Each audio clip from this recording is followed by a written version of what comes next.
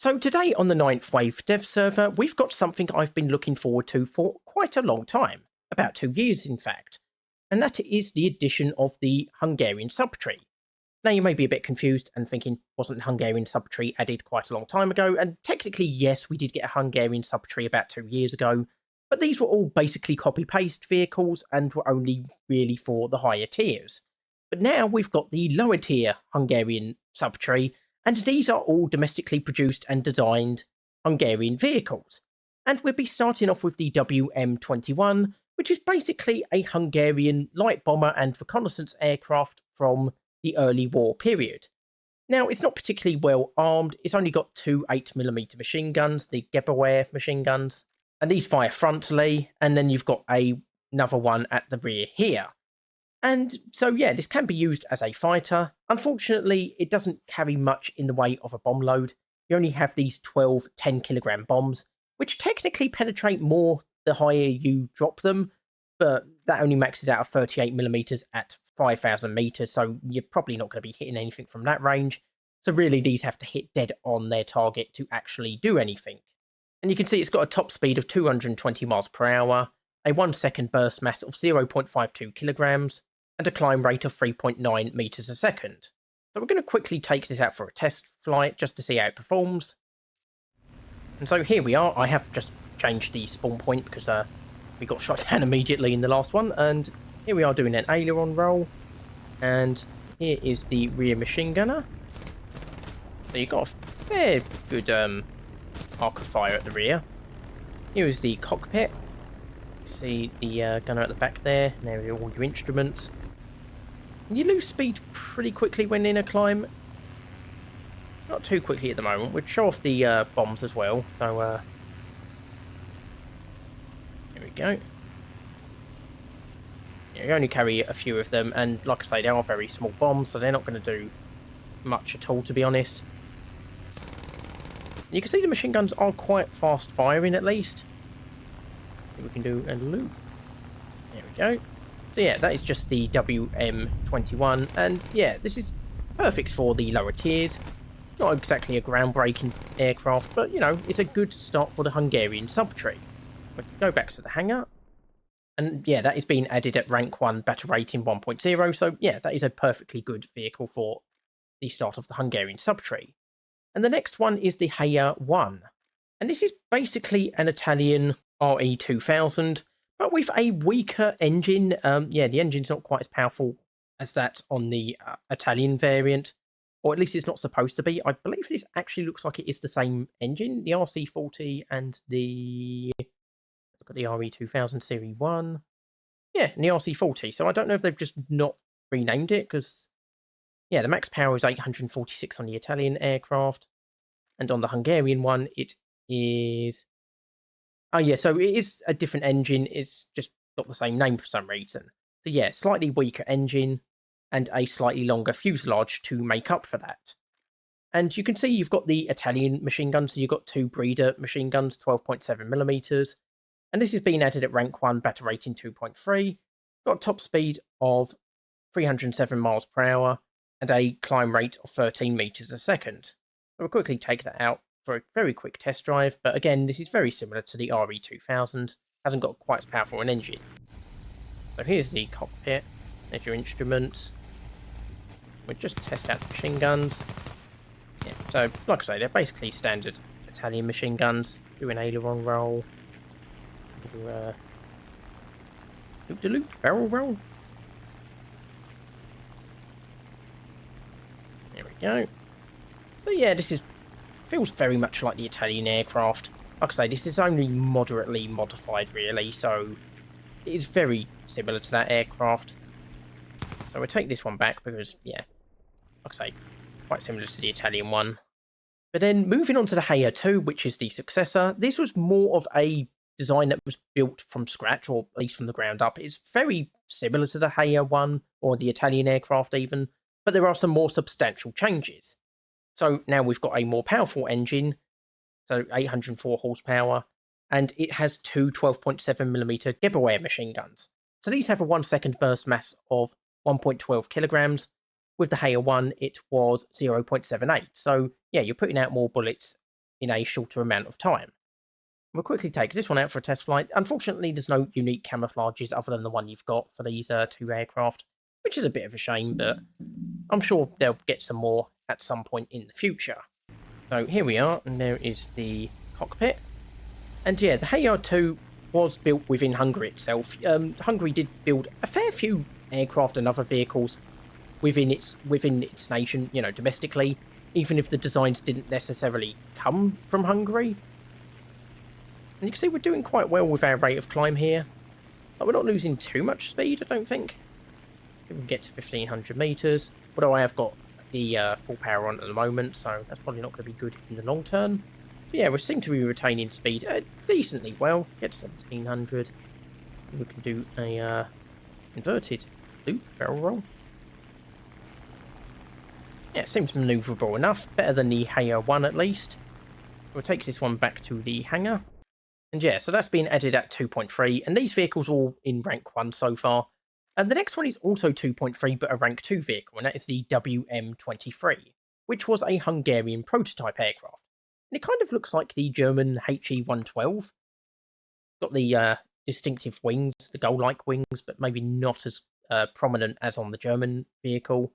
And this has a 1-second burst mass of 1.83 kilograms because we've now got two 12.7mm Gewehr machine guns and two 8.56mm Gewehr machine guns. So yeah, you've got 4 machine guns in total.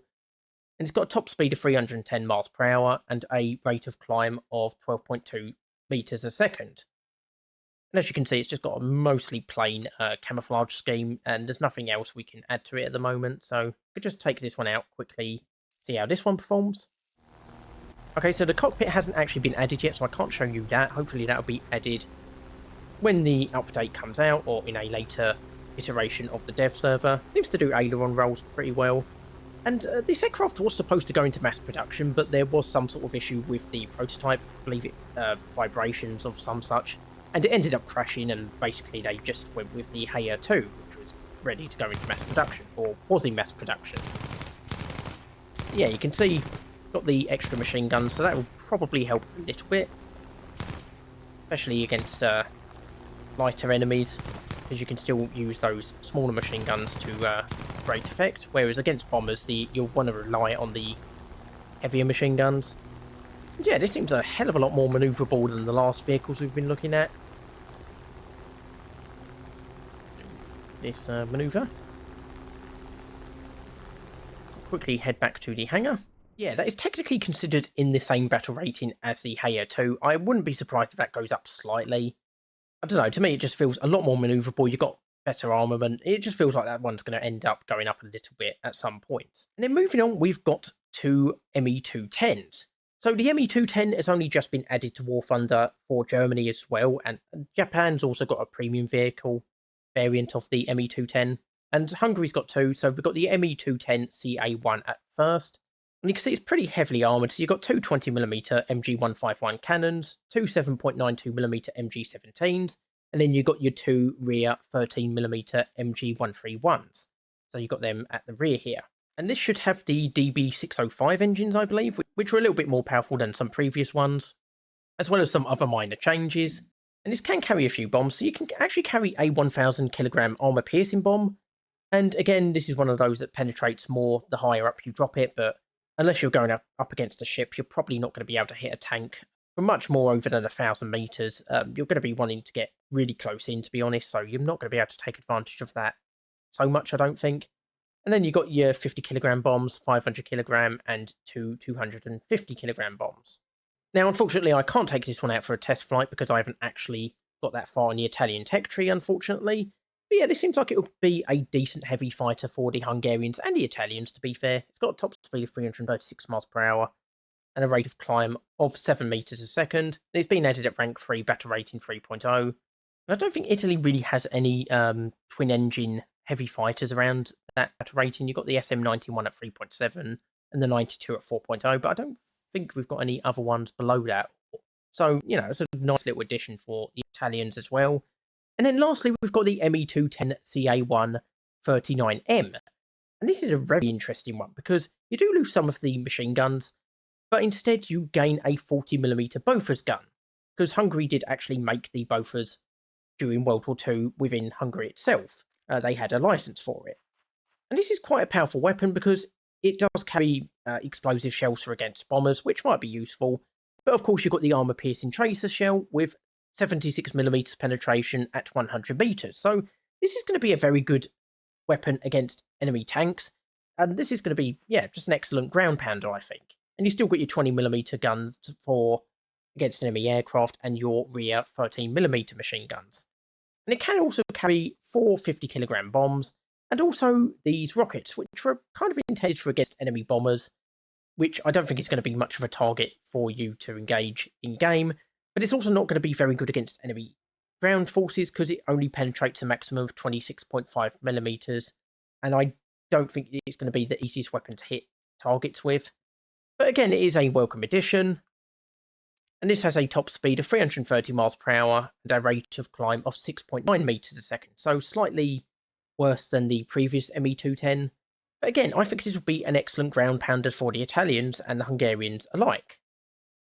Again, at that sort of battle rating, you've got to rely on the 4-engine P108, maybe some of the 3-engine bombers, which also aren't really able to engage enemy fighters, as well as the ME210s.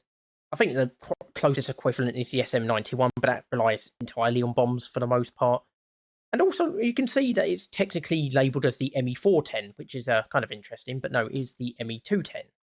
And so, yeah, that is the Hungarian subtree. And yeah, I'm really looking forward to this last one with the Bofors gun. I'm looking forward to the WM23. I think that's going to be an excellent vehicle. And the WM21 will be pretty good as well. The Hayer 1 and 2 are good vehicles, but I don't think they're going to be as popular for me, at least. They seem quite similar to the Italian vehicles, which we've already got. So, yeah, definitely looking forward to some of those more exotic prototypes and such.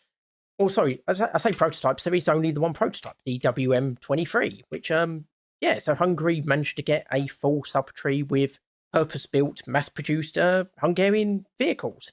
Even if some of them are based on foreign designs, but they were all modified by the Hungarians. So, yeah, I'm glad that this has finally been added.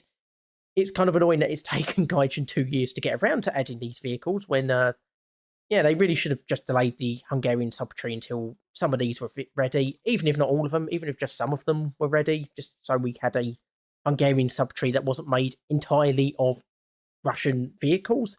So, yeah, this is definitely something I want to unlock at some point.